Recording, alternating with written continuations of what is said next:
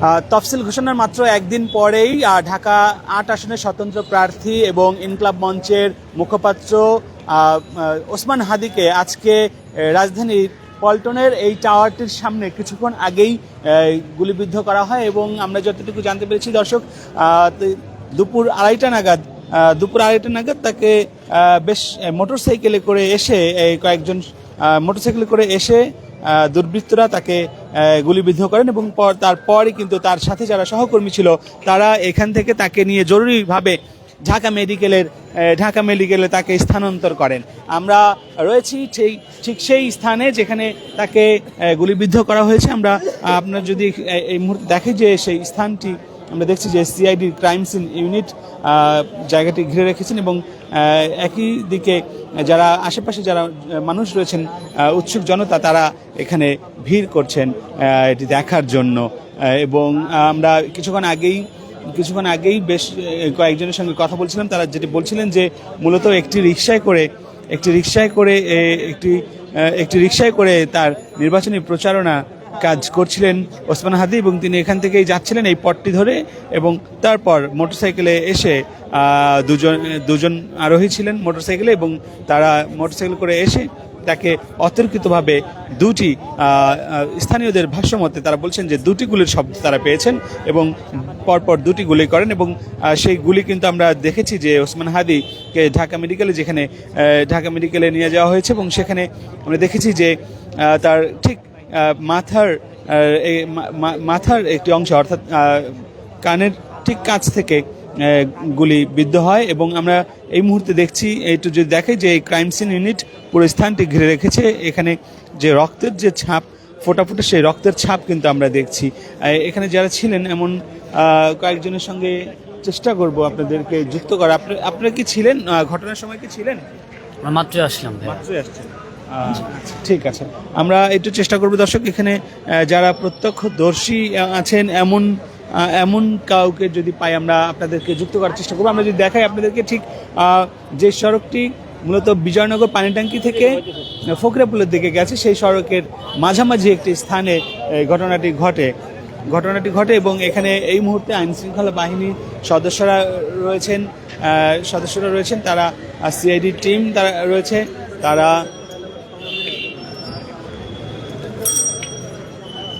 আমরা এখানে ভাই আপনারা কি ছিলেন এখানে ঘটনার সময়? ছিলেন না?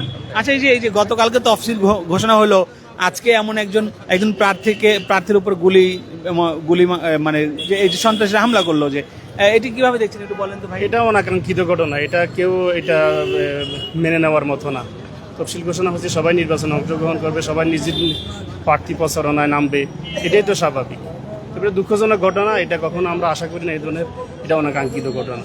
হাদিকে তো আমরা অভ্যুত্থানের একজন নায়ক হিসেবে অনেকেই জানেন এবং সে বেশ স্বতন্ত্র থেকে নির্বাচন করছেন, কোনো দলের সাথেও তিনি যুক্ত নন। তো কি মনে হয় কারা এটি করতে পারে আপনাদের? আসলে হাদি তো শত্রু হওয়ার কথা না। ও যেভাবে গণঅভ্যুত্থানের শক্তি ছিল, সামনে সারির নেতা ছিল, ও তো কোনো শত্রু নাই। ও তো কাগজ হকবাজি করতেছে, ও তো স্বতন্ত্র নির্বাচন করতেছে, যার কারণে ও তো শত্রু হওয়ার কথা না, আমরা এটা মনে করি। এই ঘটনায় কারা যুক্ত থাকতে পারে বলে এটা তো এখন বলা যাবে না। এখানে আছে সিআইডি আছে, ডিবি আছে, ওরা তো তদন্ত করতেছে, সিসিটিভি ফুটেজ নিতেছে, এখান থেকে আসল ঘটনা বেরিয়ে আসবে। এটা ওনার বক্তব্য না, এটা পুলিশ বলবে। দর্শক, আমরা যেটা বলছিলাম যে এখানে যারা সাধারণ মানুষ রয়েছেন অনেকেই এই মুহূর্তে রয়েছেন, অনেকে কথা বলছেন। আপনার কি কেউ ছিলেন এখানে ঘটনার সময়? ছিলেন ঘটনার সময় কি কেউ ছিলেন আপনারা এখানে? স্থানীয় কেউ নাই এখানে? আপনারা কি ছিলেন? দর্শক, আমরা কিছুক্ষণ আমরা যদি একটু আপনাদেরকে দেখাই যে পুরো স্থানটি এই মুহূর্তে ক্রাইম সিন যে টেপ রয়েছে সেটি দিয়ে পুরো স্থানটি মুড়িয়ে রাখা হয়েছে এবং আমরা যেটা শুনছিলাম একজনের কাছে স্থানীয় একজন বক্তব্য দিয়েছিলেন কিছুক্ষণ আগে। তিনি যেটি বলেছেন যে মূলত রিকশায় করে যাওয়ার সময় মোটরসাইকেল থেকে অতর্কিতভাবে তাকে তার উপর গুলি করা হয় এবং তারপর রিকশা থেকেই রক্ত এই যে আপনারা দেখছেন যে এই 1 এবং 2 এবং পরপর 3টি স্থান কিন্তু সিআইডির পক্ষ থেকে তারা এটিকে মার্কিং করে রেখেছে এবং একই সঙ্গে পুরো স্থানটি ঘিরে রেখেছে। আমরা যেটি দেখেছি যে গুলির যে খোসা সেটিও কিন্তু আমরা রাস্তার মাঝে পড়ে থাকতে দেখেছি। আপনারা কি কেউ ছিলেন ঘটনার সময়? দর্শক অনেক একটু আমরা আপনারা কি কেউ ঘটনার সময় ছিলেন এখানে? ঘটনার সময় কেউ ছিলেন? ঘটনার সময় কেউ ছিলেন? কেউই নাই ঘটনার সময়। দর্শক আমরা যেটি বলছিলাম যে সাধারণ মানুষ, উৎসুক মানুষ এখানে ভিড় করছেন। ঘটনার সময় যারা ছিলেন এমন কাউকে যদি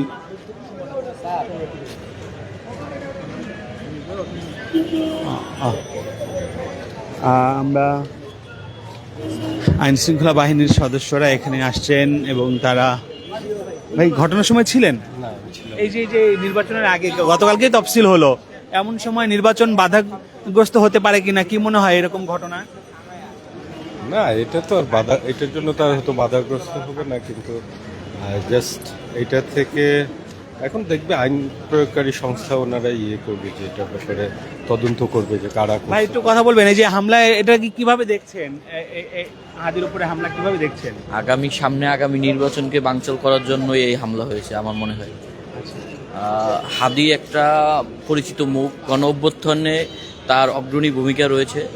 আব্দুল্লাহ আল হাদি, যার ভূমিকা সর্বত্র সবাই অবগত আছেন। আব্দুল্লাহ আল হাদির মতো একটা মানুষকে এভাবে নৃশংসভাবে গুলি করা, এটা জাতির জন্য একটা কলঙ্কময় অধ্যায় আমি মনে করি। আমরা গতকালকেও দেখলাম ঢাকা তেজগাঁ কলেজে একজন ছাত্র মারা গেল, তারপরে কিছুদিন আগে বরিশালে আরেকজন প্রার্থী ব্যারিস্টার ফুয়াদের উপরে হামলা হলো, আজকে হাদির উপরে হামলা হলো। কি মনে হয় আসলে শেষমেশ নির্বাচন? এটা একমাত্র নির্বাচনকে বানচাল করার জন্য এই হামলা। আপনি এটাই মনে করছেন? আপনি ছিলেন নাকি ঘটনার সময়? ভাই কি ছিলেন? আপনি একটু বলবেন যে এই যে ঘটনা কিভাবে দেখছেন একজন সাধারণ মানুষ হিসেবে?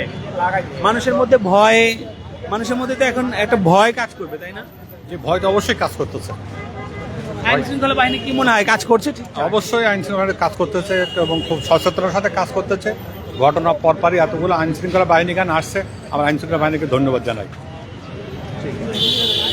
দর্শক আমরা যেটি বলছিলাম যে সাধারণ মানুষ এখানে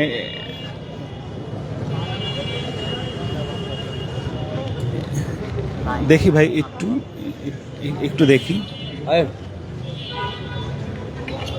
আমরা একটু আপনাদেরকে যদি জানাই যে ঘটনাটি মূলত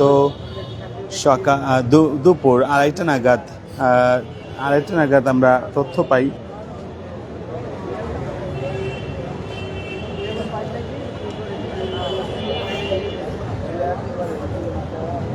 এখানে যারা রয়েছেন তারা অনেকেই কথা বলতে চাচ্ছেন না।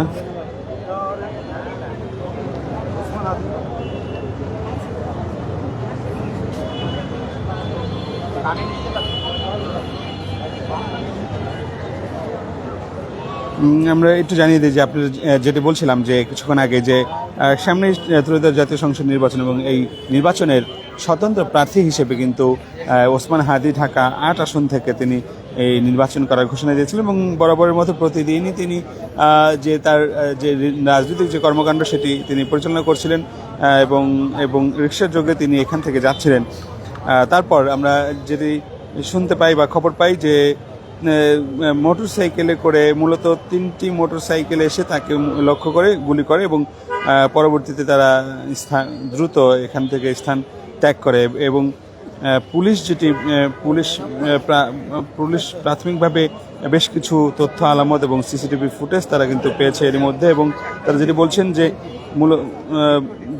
বলছেন যে এই ঘটনাটি মূলত আড়াইটার সময় ঘটে এবং বেশ কয়েকজন প্রত্যক্ষদর্শী তারা জানেন, তারাও কিন্তু একই তথ্য দিয়েছেন, যেটি বলছিলাম যে মূলত মোটরসাইকেল যোগে এসে তারা এই ঘটনাটি ঘটান এবং দ্রুত তারা সটকে পড়েন। তবে এই ঘটনা থেকে কিন্তু সামনে যে নির্বাচন, সেই নির্বাচন এবং এই নির্বাচনকে কেন্দ্র করে যে আইন শৃঙ্খলা পরিস্থিতি, তার কিন্তু এক ধরনের সংকেত কিন্তু এখান থেকে আসছে এবং এখানে যারা রয়েছেন সাধারণ মানুষ তারা কিন্তু কথা বলতে চাচ্ছেন না, অনেকেই কথা বলতে চাচ্ছেন না। অনেকেই কথা বলতে চাচ্ছেন না, আমরা একটু একটু একটু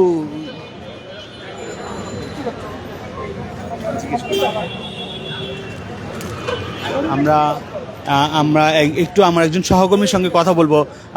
ফখরুল, আপনি তো হ্যাঁ ফখরুল, আপনি তো সংবাদ সংগ্রহ করছিলেন, একটু বলবেন যে এই যে ঘটনাটি সাধারণ মানুষ আসলে কিভাবে দেখছে? সামনেই নির্বাচন, গতকালই তফসিল ঘোষণা হয়ে গেল, এমন সময় হাদির উপরে হামলা, ব্যারিস্টার ফুয়াদের উপরে হামলা হয়েছে বরিশালে। এই পরিস্থিতিতে কি নির্বাচন আদৌ সম্ভব কিনা, কিংবা কারা আসলে হামলা করে থাকতে পারে বলে মনে করছেন? এমন কি কোনো ইঙ্গিত পাওয়া গেছে কিনা? কারা হামলা করছে এটি সুনির্দিষ্টভাবে বলা কঠিন, তবে অতীতে যেমন দেখেছি নির্বাচনের প্রচারণাকালে বিএনপির প্রার্থীর উপর চট্টগ্রামে হামলা হয়েছে এবং সেখানে একজন গুলিবিদ্ধ হয়ে মারা গিয়েছে। এরপরে ফুয়াদের উপর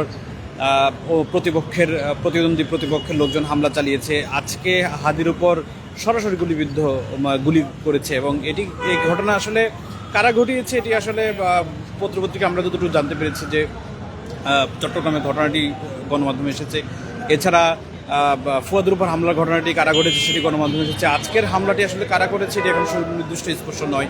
তবে হামলার যে ঘটছে নির্বাচনের প্রাক্কালে অতীত এই ধরনের হামলাগুলো হয়েছে। তবে এই সময় 5 আগস্ট পরবর্তী সময়ে যেহেতু অন্তর্বর্তী সরকারের ক্ষমতায় রয়েছে, দায়িত্বে রয়েছে, তাদের উচিত ছিল যে এই ঘটনাগুলো তাৎক্ষণিক তারা যেন শনাক্ত করা যায় কারা হামলাগুলো করছে এবং যারা হামলাকারী তাদেরকে যেন আইনের আওতায় আনা হয়।